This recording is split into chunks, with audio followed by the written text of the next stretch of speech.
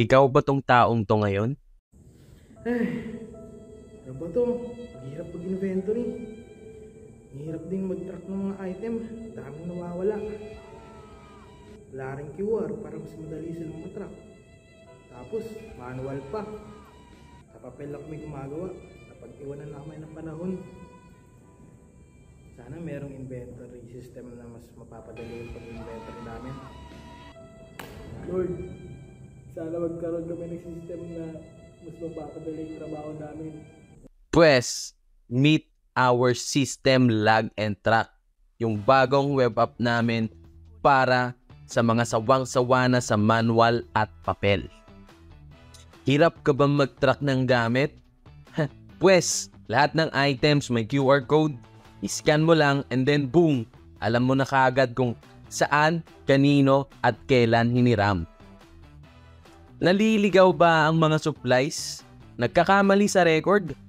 Pues, digitalize na rin lahat ng records. Wala nang kalat ng papel, walang maling sulat, tiyak, accurate at real-time na rin. Bagal rin ba ang proseso? Well, ano ba yan? Dali-dali na manghiram at magbalik dito. Scan lang ng QR, tapos na. Walang pila, walang tagal. Bilis ang trabaho.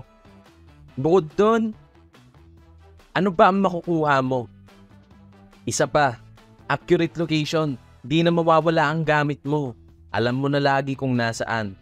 Pangalawa, tamang records. Goodbye human error. Autosave na lahat sa system. Bilis.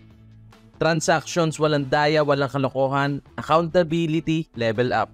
Sayang oras, hindi na. Mas efficient. Mas maraming matutulungan sa komunidad. Kaya ano pang hinihintay mo? Download mo na. Install mo na tong system namin dyan sa computer mo. Huwag nang magpa-stress pa sa manual inventory. Gamitin na ang Langit Track.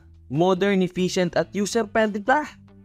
Para sa LGU na gusto na maayos, transparent at mabilis na sistema, upgrade na.